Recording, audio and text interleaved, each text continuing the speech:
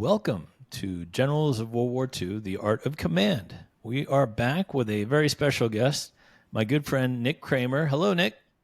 Hi, John. How you doing? Nice to meet up with you again. Yeah, I'm good. For those of you not familiar with Nick, he's a great guest who's been on our Generals and Napoleon podcast many times. And Nick, could you give our audience a little background on your kind of educational studies right now? So I'm currently a PhD candidate at the University of North Texas. As John said, my background is in the French Revolution, Napoleonic history. I actually am doing a dissertation on Prince Karl zu Schwarzenberg, who has been called the Dwight Eisenhower of the Sixth Coalition against Napoleon. So I Hmm. think that might tie in a little nicely with today's topic of conversation. John, do you think Yeah. so? How apropos that we're talking about Dwight D. Eisenhower today. And the reason Nick brings that up, there was a guy, for those of you not familiar with Napoleonic history, his name was General Schwarzenberg. And in your opinion, he kind of brought all the allies together to help defeat Napoleon, right?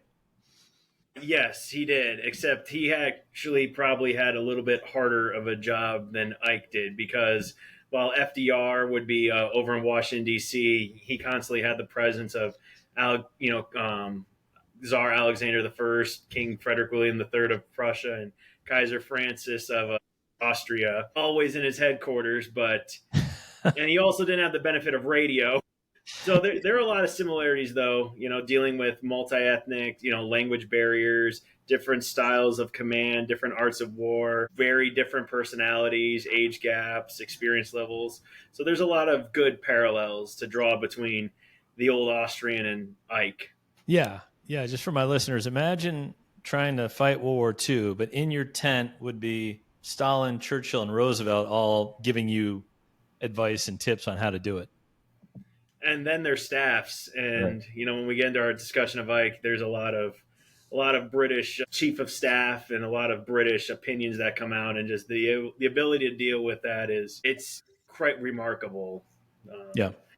Yeah. Well, let's jump into Ike here. He was born in October 1890 in Denison, Texas, but raised famously in Abilene, Kansas, where he kind of developed his small town values. He was one of seven sons. How do you think growing up in Kansas shaped his character and leadership style? Well, it's actually funny that you mentioned he was born in Denison because Dwight, Ike never really talks about Denison all that much, and I also want to bring up because I live here in Denton, Texas. Denison's like an hour away, and as soon as you get on the road, you can see all these road maps. You're like, oh, visit Denison, the home of the Dwight D. Eisenhower, and you can visit like his home and all that. And Denison is very proud to call cherish Ike as a resident, but he never really acknowledged Denison. He moved away from Denison when he was 2 to move to Abilene. It's actually a really sad story. Like father abandoned pregnant mother to move to Denison, Texas, and then eventually they moved to Abilene. He had a brother, ironically named Abraham Lincoln Eisenhower. Very large family, as typical in the 1890s, 1800s. Dirt poor. Dad worked as a wiper for the Katy Trail Railroad. Didn't really make a lot of money. The family was dirt poor, but I recalled in his memoirs, never really knew they were that poor. Um, Abilene, typical small town. Read one of the biographies. Had like one stoplight, one sheriff. Very very small, and all the kids wanted to leave Abilene as quick as possible and pursue other goals. Like one of his brothers went to Michigan Law School. Ironically, was a very big hater of FDR and the New Deal, which is ironic because later, Commander in Chief was FDR. It's an interesting upbringing. He's appointed to West Point in his later years after applying through U.S. Senator. And he graduates, I think, in 1915, which is the famous class the stars fell on. 59 members of that class became general officers. Why is this class considered remarkable in U.S. military history? Before we talk about that, it's worth mentioning that Ike's first choice was not West Point.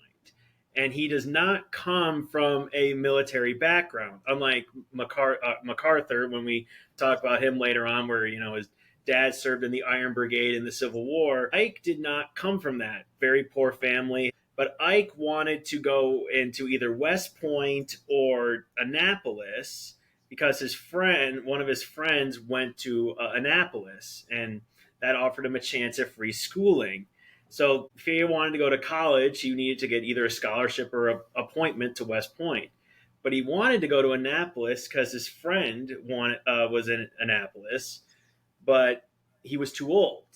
You could not be older than 19 when you would be attend your first day at Annapolis.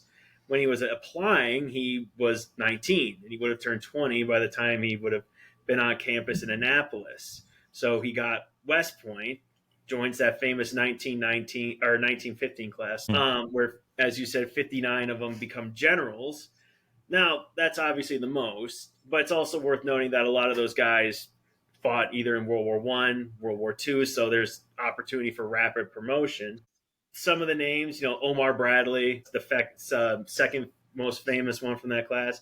Joe McNarney, who was the deputy chief of staff, later commander in the Med. James Van Fleet, who was a commander during Korea. And then also another one I want to point out is Luis Estevez. For a lot of people may not have heard him, but he was the first man of Hispanic heritage to graduate from West Point. Eventually graduated and became a major general, 2 stars. He also was a football player at West Point, played for 2 years, got injured, blew his knee out, and almost later got him medically disqualified. Huh. It actually did get him medically disqualified. Wow.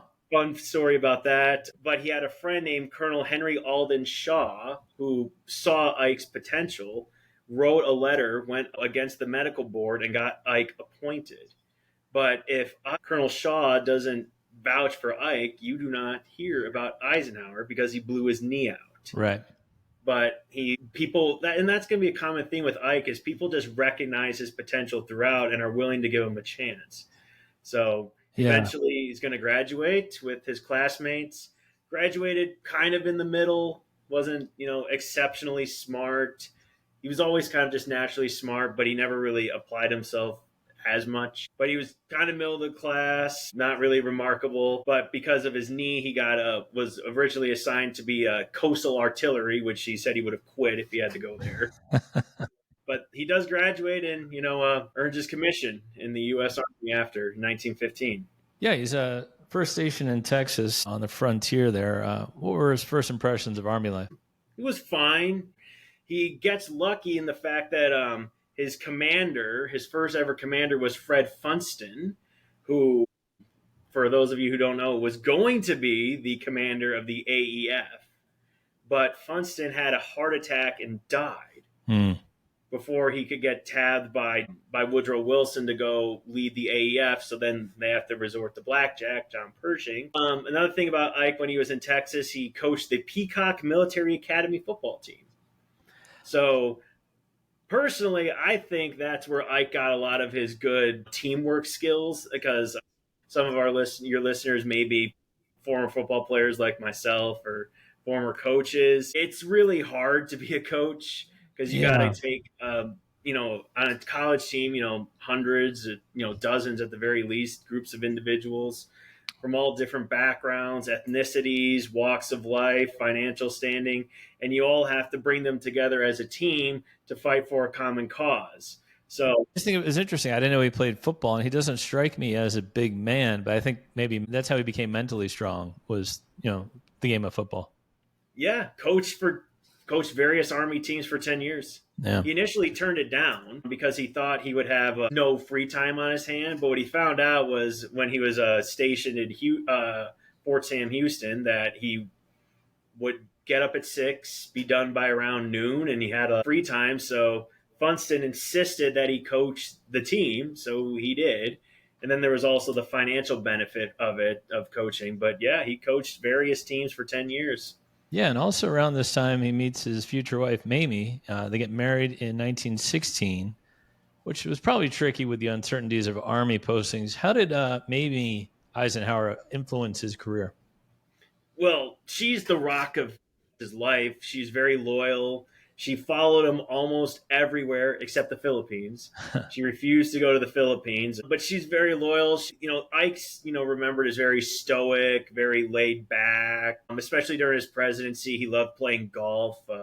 Fun fact, at Augusta on the 17th hole, there used to be a tree before a lightning strike. Ike used to hit into that tree so often that they aptly named it the Eisenhower tree. So, during his presidency, he was very calm, laid back, especially during World War II, very stoic.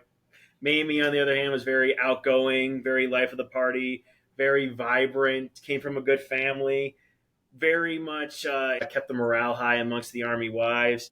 She was his rock, but she was very loyal to him. And they always say behind every great man's an even better woman. And Mamie kind of typifies that as well. Yeah, that kind of reminds me of Napoleon Empress Josephine. Like, she was the life of the party, kind of the outgoing one in the relationship, and he was more stoic. Well, Napoleon was head over heels infatuated with Josephine. Don't want to say he took his wife for granted, but it was very much like he expected her to do the cooking and the cleaning, but she stood by him, and she was very loyal, and everybody loved her, and Ike loved her too. Okay, well, he's moving on in his career. He's eager to serve in World War One, but was assigned to training in tank units in the U.S. instead of combat duty.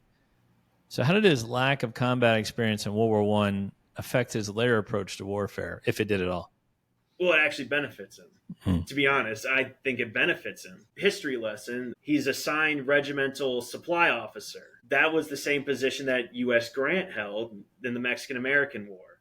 Ike gets that position as well, okay? Supplies and logistics and all that is literally the opposite of sexy in the Army. Nobody likes it. People think it's boring. Sure. There's a couple phrases, bullets don't fly without supplies. Napoleon famously said an army marches on its stomach. Or if you want to use the Omar Bradley quote, amateurs talk about strategy, professionals talk about logistics. Yep. So that's where he learned how an army is supplied. West Point kind of had this knack back then where you kind of just thought about like the X's and the O's and tactics and strategy, but you really wasn't as focused on how do you supply the army. War it's not just pawns like a chess game. It's not like Risk where you just send your force to Kamchatka and fight. No, you have to make sure the army is fed. And Ike really took a liking to that, and he was very meticulous as a regimental SO when he was assigned to it in Texas. So without that, that's great on-the-job training that you start at the bottom, work your way up. But supplies are, without the logistics, you don't have an army. Right, of course. Well, let's move on in his career to his work under MacArthur and Pershing, kind of gaining exposure to both administrative and command level decision-making. How did these experiences with senior generals shape his leadership philosophy? So after he becomes regimental SO, he wants to go fight in France, as every general did, but he just wasn't in the cards. So after the war, he's lucky and he gets assigned to the American Battlefields Monument Commission, which is Pershing, is in charge of that. What it allowed him to do was eventually tour all the battlefields in Europe. His first task, though, was he was assigned to Washington to work under Pershing, but his duty was, this is in the 1920s, was to go through all the unit histories and all the official after-action reports and write a narrative about the U.S. involvement in World War I. So he became an expert on every unit in the U.S. Army. He paid special attention to logistics, tactics, strategy, but that is where he gained a lot of in-depth, hands-on knowledge about how you feed an army, how you keep them on the march, how you keep morale high. So without that, it's a very, very different Ike. It's also after World War I, he gets the chance to attend the Command and General Staff College in Leavenworth. Ironically enough, he met George Patton on a train ride before that. This was, backing up a little bit. He also went to tank school before he went to Command and General Staff, did a lot of training of soldiers. And fun fact, when I was looking up some of the men he trained, his most famous soldier was F. Scott Fitzgerald. I know that guy. Yeah, Great Gatsby. So went to the Command General Staff College, and this is where he gets another big break. Now at West Point, Ike was not the biggest fan of military history. Um, West Point, as Marshal Pétain, famously said, was kind of pedantic and way behind the times, and they were always fighting the last war. And famously remarked, like how many times is West Point going to fight the wars of Napoleon? But at staff school, he gets lucky and he meets a guy named Fox Connor. Fox Connor was underneath Pershing during the war. And Connor sees the potential in Ike, opens up his home to him and his library, which was vast, and he basically demands that Ike read military history. He's exposed to Clausewitz in depth for the first time. He read the campaigns of Napoleon, Frederick the Great, and Fox Connor would quiz him relentlessly about the maxims of Clausewitz and all that. He also would give him side lessons about coalition warfare. Ike famously said, quote, "How do you get allies of different nations to march and think as a nation?" Mark. Well, Fox Connor taught me the art of persuasion, because no foreigner could be given outright administrative control over troops of another nation, so you need to learn how to persuade people. So Ike was getting hands-on knowledge and a lesson in how to run a coalition. Eventually, the Battlefield Commission is the Monuments Commission. I almost called the Monuments Men. Whoops. Was moved to Paris, and then Ike gets to tour all the battlefields of Europe and get firsthand knowledge of the geography of Europe, which is going to be very crucial later on. Come in handy, yeah, for sure. Yeah, very big handy. Well, we can jump ahead to World War II. In 1941, he's promoted to brigadier general after impressing senior leaders with his planning work at the War Department. What qualities did Eisenhower show early in World War II that caught the attention of General George C. Marshall? Well, he was, like you said, he was named chief of staff of the Third Army, but he was also assigned to the War Plans Division. So that's kind of the common thing with Ike, is he doesn't really have on hand, battlefield frontline knowledge, but he's very instrumental in planning, logistics, operations, strategy, tactics. It's also at this point that it's assumed that George C. Marshall is going to command not just the entire U.S. Army, but more specifically the landing that's going to take place in Europe. And Marshall was grooming Ike to be the chief of staff, okay? And he brings him to London to see how he got on with the British, all right? Mm-hmm. And it's at this point that Marshall kind of makes a mistake in the fact that while Ike works well with the British, he doesn't really like Monty. He famously recalled he was unimpressed by Monty the first time he met him. But Marshall is, I don't want to say abrasive, but a little bit more authoritative in demanding that the Allied strategy reflect more of the U.S. way. But Ike got along very well with the British, and that's very instrumental in 1941 that he builds those relationships with the British staff. Yeah, it leads me to the next question. He's chosen by Marshall in 1942 to lead U.S. forces in Europe, despite never having commanded troops in battle. So why did Eisenhower get this job over more experienced combat generals? I mean, they all went to West Point. They all had battlefield experience. Was it just because he was more political than the other guys, like Patton and Bradley and all the other generals over there? Definitely more political, but he also just got along good with the Brits, and he was able to defer to them, and he understood the British perspective, and he understood the foreign perspective better than any other general did. And it's also probably better for the U.S. Army that you have somebody who's a little bit less gung-ho directing the war effort. Like, imagine if George Patton was in charge of the war effort. So Ike was but he was really good. And he also had a very big open mind that allowed the British to voice their opinions. And he wasn't going to just come down on one side or the other without adequately getting all opinions, much to his detriment, because, that's a lot on your plate. Well, it's a tricky balancing, maneuver or act.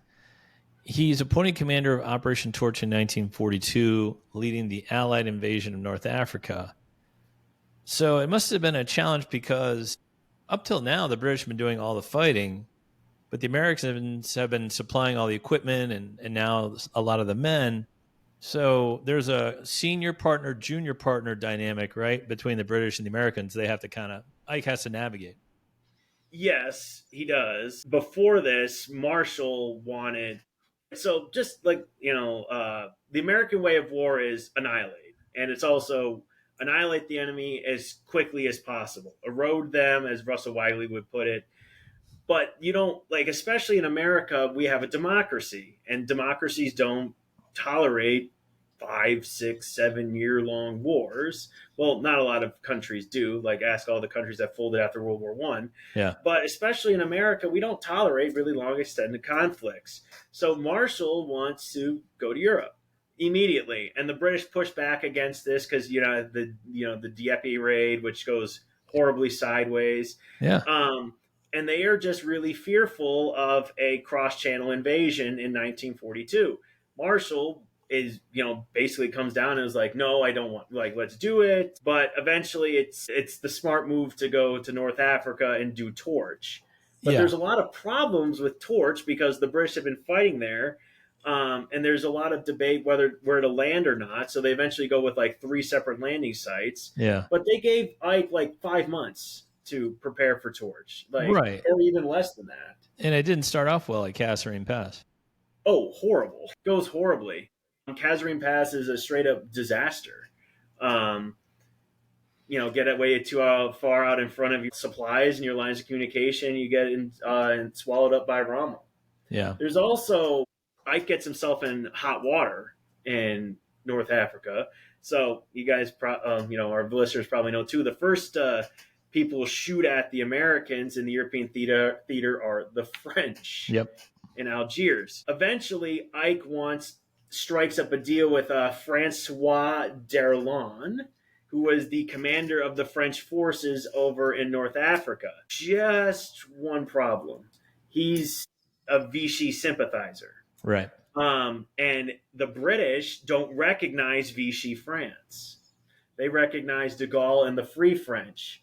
So Ike goes behind their back and negotiates a deal where Darlan is put in charge of the French forces there, and basically made the commander and the president of Africa, much against the British need. But that neutralizes Vichy France against the war. But then it also opens up Vichy to be occupied later on, potentially. So already he's doing some negotiating and working both sides and trying to bring a coalition together, which, as we started at the beginning, that's a very hard task.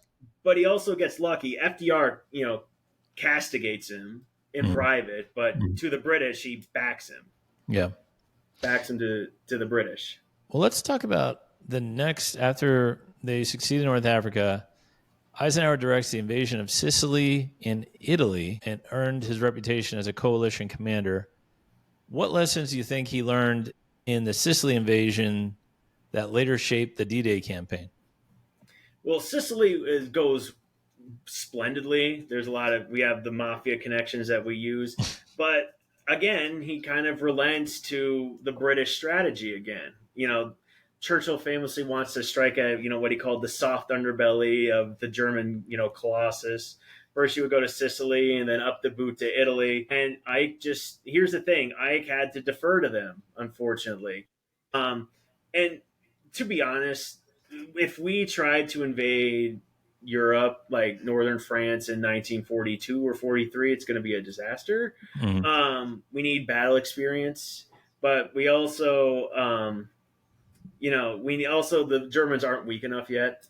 So we kind of have to take this circuitous route, but that's the brilliance of Ike and especially Marshall has a tough time with this, indirect approach, if you want to use the Basil Liddell Hart term, with this indirect approach going at the soft underbelly. But Ike basically comes to the conclusion like, hey, the British are not going to do it our way. We're going to have to do it their way. How do we get the most out of this situation? And it's successful. Like, Operation Husky is remembered quite fondly especially because like it's mythologized with George Patton and the, you know, The, race against Monty to Messina. right. But it's honestly kind of a failure, if I don't want to say like a total failure. But a massive German army retreats across the Straits of Messina to Italy, Yeah.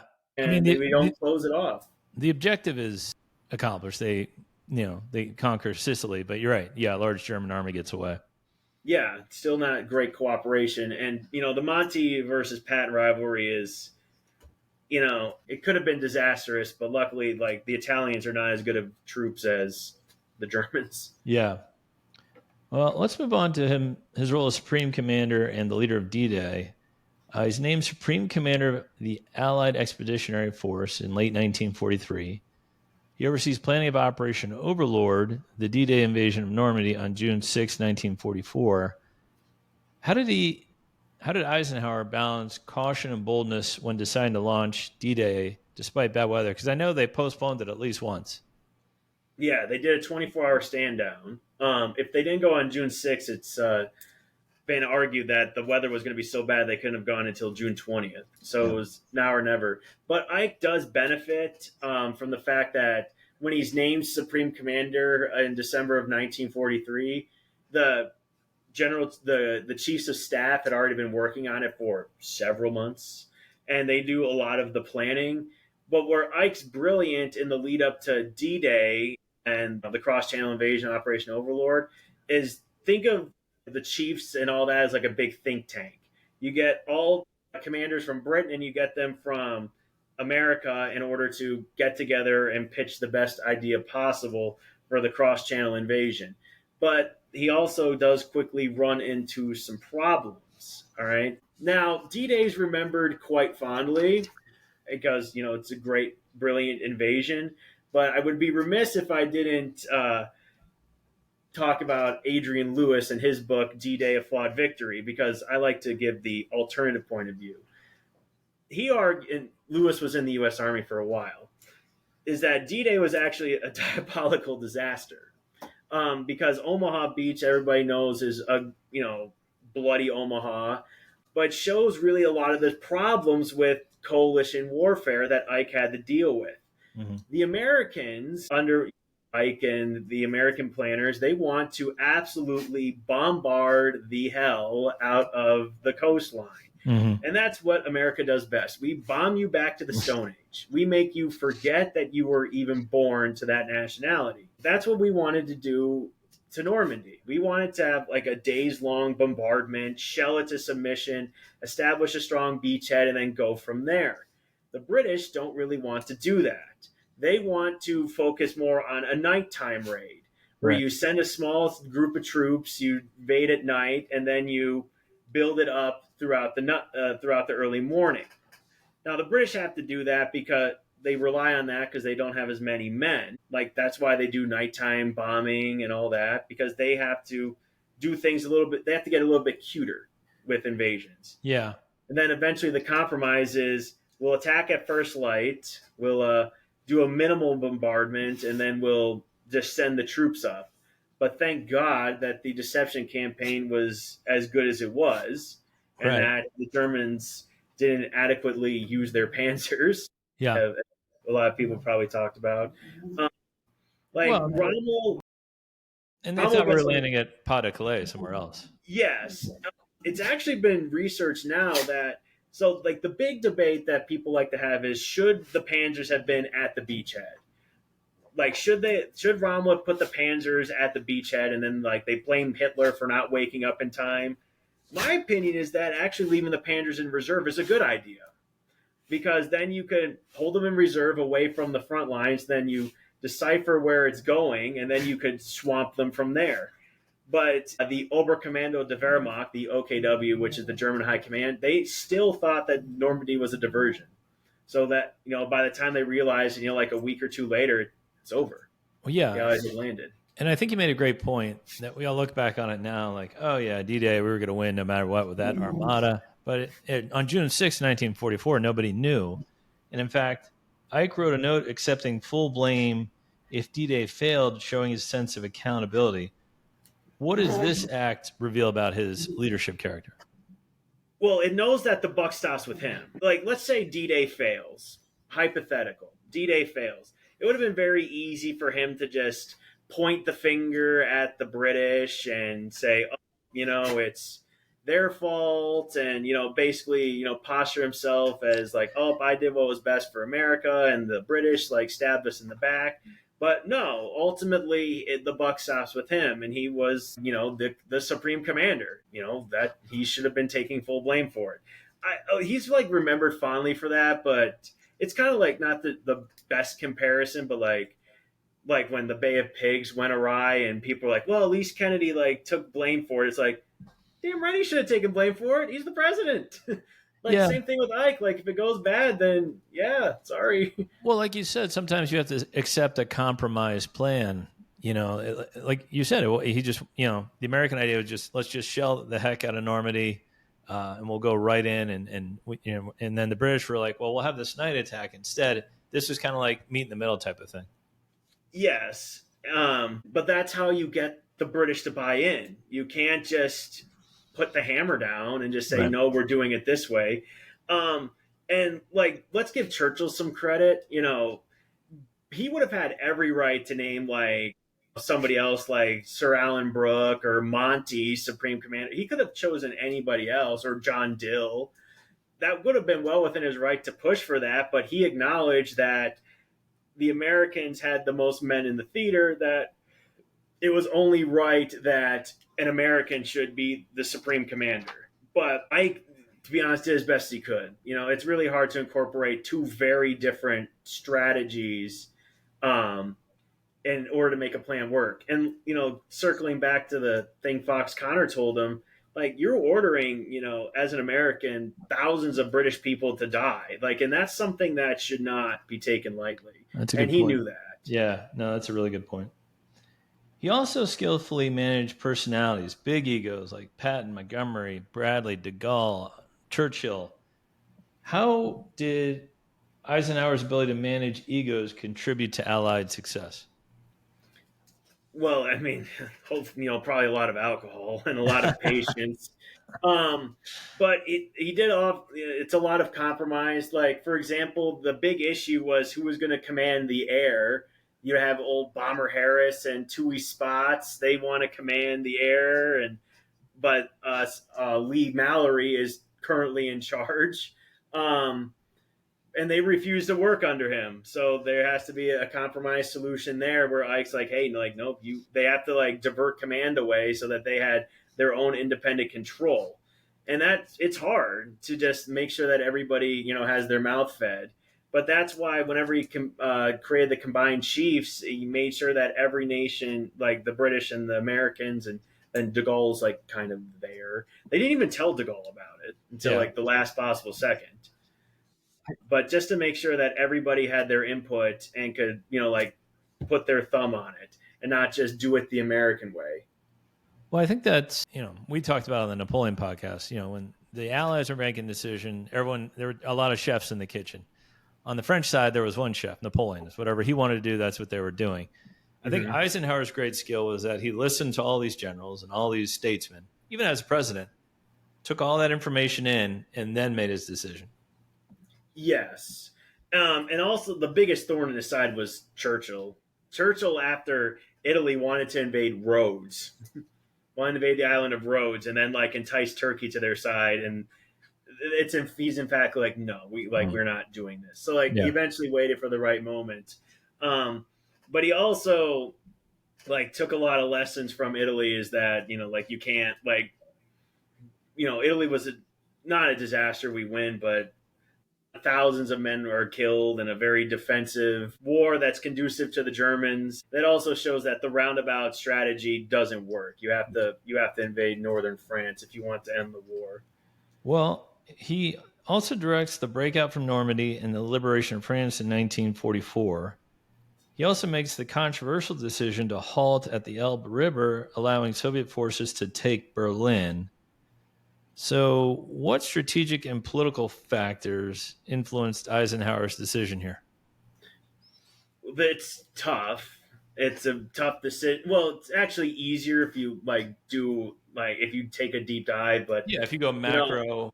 on it. But Yeah. like Ken Burns will, like the famous documentarian, I listened to one of his podcasts the other day. He calls it, like unwavering revisionism, where you're kind of always just playing the devil's advocate, looking at the other point of view. And if hindsight's 2020, in theory, we should have just, like Churchill said this, like fight the Russians now, because Mm. he envisioned the Cold War happening. But you also gotta consider the context. Monty was on the Elbe on March 8th. It would have been a long time for him to get to Berlin. Also, the question is, what strategic value does Berlin really have? To be honest, not a ton. Ike would rather capture as much land as possible. That's why you divert troops to the south to go through like Austria. It also would have taken remarkable amounts of logistical hurdles to go over and manpower. The U.S. was in a manpower crisis by 1945. It would have taken everything in our repertoire to have one last thrust towards Berlin.